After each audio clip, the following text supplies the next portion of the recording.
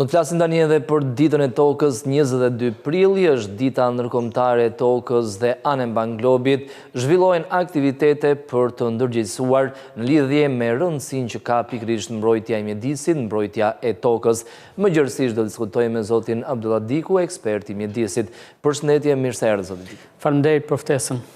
22 prilli, dita e dieshme, normalisht duhet të organizoheshin aktivitetet të ndryshme në vendin tonë.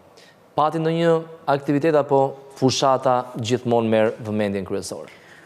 Po si për çdo gjë tjetër, politika duket sikur është agenda kryesore e gjitha institucioneve në Shqipëri, kryesisht si thuaç institucione qendrore, por edhe bashkitë nuk përjashtohen nga kjo.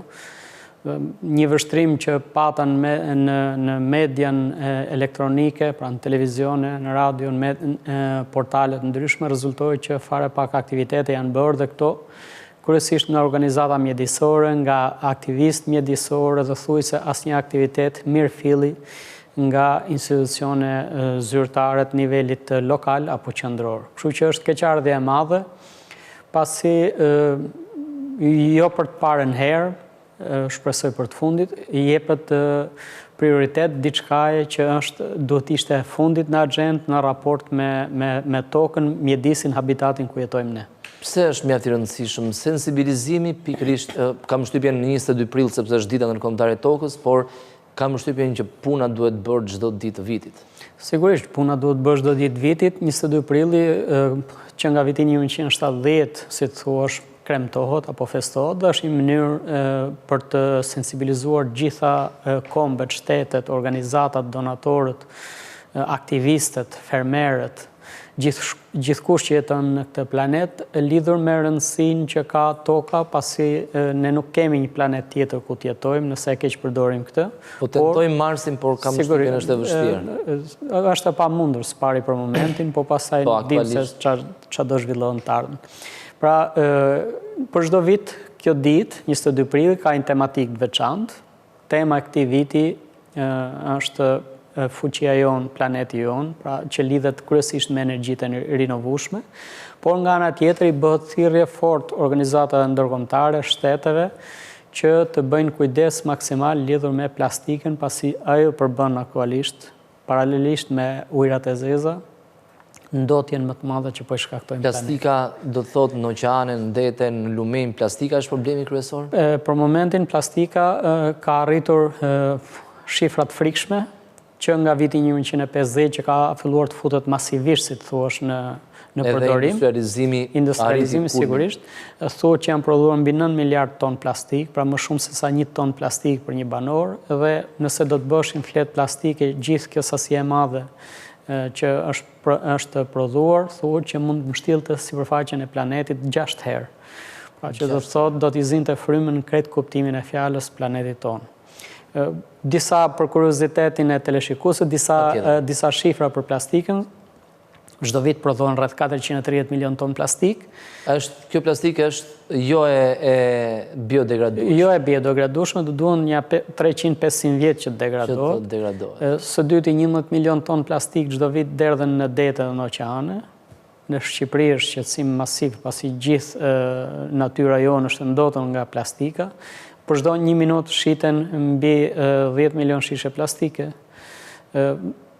40-50% e gjithë amballazhet, produktet që prodhohen janë me bazë plastike e kështu me radhë. Kështu që është një problem madhor dhe një problem i cili për fatin e keq bota nuk po gjen zgjidhje për ta administruar si problem. Këtë do pyesja, si mund të pastrohet kjo që është, por të parandalohet edhe ndotja e mteshme, sepse marr shembull lumin e Ishmit që derdhet në gjirin mes Patokut dhe Kepit Rodonit, ndotja aty është e njëjtë, në çdo lum është e njëjtë, pavarësisht në glykderdhen e Drinit për shembull, në Velipoj ne nuk e shohim atë, në glykderdhen e Bunës, ne nuk e shohim atë, pasi kaskada e hidrocentrale përgjatë lumit Drin nuk e lejon të vi plastika e gjitha poshtë, por mbetet e izoluar në për këto digat e hidrocentraleve.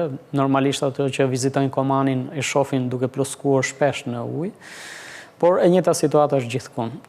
Ajo që kontinenti evropian të paktën po bën është ajo që quhet marrëveshja e gjelbërt, zhvendosja nga një ekonomi lineare në një ekonomi qarkulluese. Objektivi 2050. Sigurisht, ku përveç si thua reduktimit masiv të plastikës, synohet edhe arritja e neutralitetit të çlimeve të gazeve serë në atmosferë, duke bërë Europën kontinentin e parë në kuptimin e mirëfillt të fjalës të shëndetshëm për globin.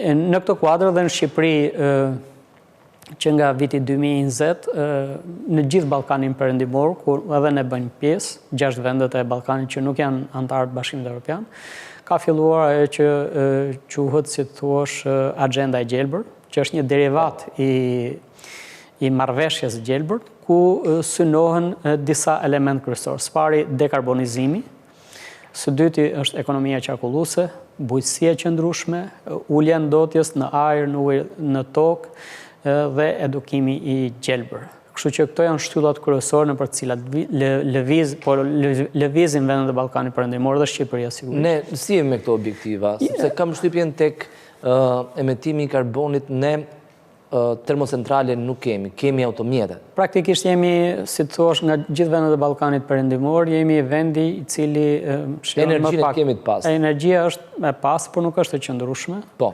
Për fatin e keq, ne kemi parë dimër shumë thatë si vjetë, patjetër jemi të varur nga rreshjet, cilat tashmë modifikimin e motit mund të mos bien fare në Shqipëri, por të shkojnë bien diku tjetër. Kështu që transporti është, si të thuash, burimi kryesor i emetimeve të gazeve serë në Shqipëri, është bujqësia dhe pyjet, për shkak të prerjes dhe djegjes të pyjeve, dhe mbetjet për shkak të mos menaxhimit të qëndrueshëm të tyre, bazuar në ato hierarkitë e famshme të menaxhimit integruar të tyre. Nuk ka forma, zoti Diku, në lidhje me mbetjet për të parandaluar që plastika të shkojnë në oqeane ose ndete. Nuk mund vendosen në base barjera, sepse teknologjia ka ecur jashtëzakonisht shumë dhe aty në lumë të grumbullohen, mos shkojnë në det. Shko, nuk është zgjidhja ajo. Pra, ne duhet të hedhim aty. Pikërisht, pra ne duhet merremi me shkakun dhe jo me pasojën. Pastaj, nëse nuk derdhen detyrimisht në det, po ngelen në derdhen e lumit, sigurisht problemi po aty ngelet. Do të thotë që e gjithë kjo trajektoria e lëvizjes tyre është e kontaminuar dhe është e pashëndetshme për ekosistemin përgjithësi, por mbi gjitha edhe për vetë jetën tonë. Plastika, mbetjet nuk janë vetëm problem mjedisor tashmë. Mikroplastika është gjetur në ushqime, në prodhimet të peshku, madje edhe në trupin e njeriut. Pra nuk është vetëm problem mjedisor, është problem shëndetësor së pari, nga mbipërdorimi i tepërt. Dhe sigurisht, duke u rritur sasia e prodhimit plastikës, më shumë probleme do të kemi, më shumë probleme jo vetëm mjedisore, por edhe shëndetësore mbi gjitha. Kështu që nuk duhet të merremi me pasojat, por me shkakun që fillon me edukimin mjedisor, pastaj sigurisht masa ndëshkuese, përmirësimi i menaxhimit të mbetjeve, pra ka një listë të gjatë gjërash të cilat duhen bërë në këtë drejtim. Mund të jetë zgjidhja për shembull prodhimi i të gjitha kartonave, plastikave, të gjitha të jenë të biodegradueshme. Shiko, teknologjia e prodhimit të materialeve biodegradueshme është e shtrenjtë për momentin. Edhe produkti kam përshtypjen kushton shumë. Sigurisht, por edhe sikur në këtë gjë ta fillonim sot, çfarë do bëjmë me këtë ndotje që kemi bërë? Duhen për shembull Shqipërinë ka 35 vjet që ndosim tashmë, ose në kohën e monizmit nuk kishim çfarë të hidhnim, se plastika nuk ekzistonte thuajse dhe s'kishim ç'të hidhim. Por të ndosësh 35 vjet do duhen po kaq vite ndoshta ta pastrosh vendin dhe pastaj të fillosh të mendosh për përdorimin e materialeve të riciklueshme apo miqësore me mjedisin. Kështu që çdo ditë që kalon ne jemi një ditë më vonë apo një vit më vonë apo një dekadë më vonë në këtë drejtim. Dhe paradoksi i madh është kjo që nga një anë ne ftojmë të vinë sa më shumë vizitorë, të cilët nga ana atyre janë një burim i drejt për drejt ose indirekt në ndotje. Nga ana tjetër, thujse s'bëjmë asgjë për menaxhimin e integruar të mbetjeve, duke e kthyer vendin një hotspot mirëfillt mjedisor. Në lidhje me objektivat e rritjes të gjelbërt të Bashkimit Evropian, që përfshin edhe Ballkanin Perëndimor, si jemi? Nuk është se jemi keq, në kuptimin që thash na jep avantazh të madh energjia nga uji, nga energjia hidro. Në termat e çlimeve të gazeve serë jemi në nivele minimale sepse nuk kemi industri. Kështu që këto objektiva janë të arritshme për Shqipërinë, por nuk janë të shëndetshme, si thuash, për ekosistemet natyrore shqiptare dhe për shëndetin tonë vetvete. Pra kjo nuk do të thotë që me qenë se ne jemi brenda objektivave, të vazhdojmë të derdim vetjet kështu, po të mos bëjmë asgjë. Kështu që duhet parë realitetin në sy dhe duhen ndërmarrë masa drastike lidhur me përmirësimin e menaxhimit të mbetjeve në veçanti, por edhe menaxhimin e qëndrueshëm të mjedisit, pasi ka qenë totalisht jashtë agjendave politike, ekonomike, zhvilluese në kuptimin e mirëfillt të fjalës. Sigurisht në dokumenta shkruhet mirë e bukur, por kur vjen puna për ta zbatuar pastaj, thuaj se s'bëhet asgjë. Në lidhje me pikërisht këtë politika, për të pasur një klim sa më të mirë dhe ambient pastër që sikurse tham, çfarë po bëhet në këtë drejtim? Mbase për pyllëzimin e vendit, mbase për shfrytëzimin e tokave, të kullotave. Në kuadër të kësaj të agjendës gjelbër për Ballkanin Perëndimor, po përmend disa projekte, sigurisht janë shkallë të vogël dhe problemi nuk e zgjidhin projektet në fakt, por janë si thua piknisje, po piknisje, nukla të vogla e zhvilluese në këtë drejtim. Kështu që duhet përmend disa projekte, është një projekt EU for Green, quhet, pra Bashkimi Evropian për Gjelbërën, i cili ka disa shtylla kryesore që janë mbrojtja e biodiversitetit, ekonomia qarkulluese apo qarkore, është bujqësia qëndrueshme dhe si thua eliminimi i ndotjes nga toka, uji dhe ajri. Pra këto janë shtyllat kryesore, shoqëror këto me edukimin e gjelbër. Ka projekte tjerë, siç ka nisur EU for Nature, pra Bashkimi Evropian për Natyrën, dhe që fokusi kryesor do të jenë zonat e mbrojtura.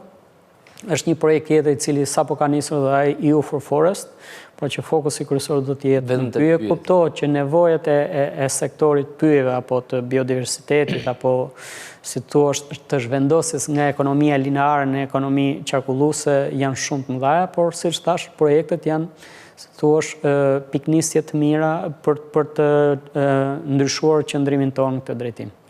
Kompanit pa tjetër që janë një aktor mjaft i rëndësishëm në gjitha këto objektiva, por gjithashtu edhe në ndotës po ashtu të rëndësishëm. Përsa i përket financimeve, në qoftë se keni informacione, zoti Diku, si funksionon, qoftë për pushtetin qendror, për pushtetin vendor, për kompanit private, për të përfituar nga këto financimet Bashkimit Evropian? Aktualisht, buxheti i shtetit nuk është se ka, si thuash, iniciativa të tilla të mirëfilli, diçka sektori bujqësor, ku synohet zhvillimi integruar apo zhvillimi qëndrueshëm i elementeve të bujqësisë.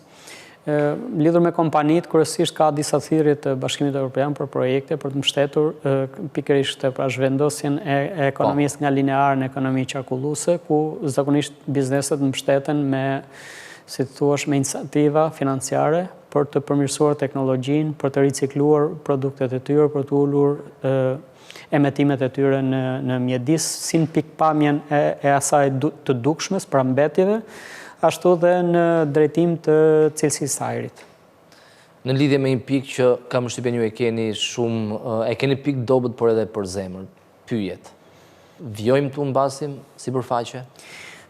Mbase, nëse keni ndjekur gjitha mediat, keni parë që gjatë gjithë sezonit dimrit, kur bëhet puna më e madhe përgatitore e mbrojtjes pyjeve nga zjarri apo menaxhimin nga zjarri, nuk kemi parë asnjë rast vetëm ku një bashki, një institucion të thotë që po ndërmarrim masa parandaluese, po hartojmë planet përgatitore të tjerë dhe pastaj kur vjen zjarri na gjend pa përgatitur dhe gjendemi para katastrofave natyrore. Improvizojmë në ato momente. Sigurisht, edhe duke mos qenë vizionar, si të thuash, që nuk kërkon ndonjë vizion të madh, po në dimër për të përgatitur për disa muaj më vonë në pranverë dhe në verë, por për fatin e keq nuk po ndodh, pasi sa kohë që pyjet vazhdojnë në gjon nga bashkitë janë, si të thuash, totalisht lana pasdore.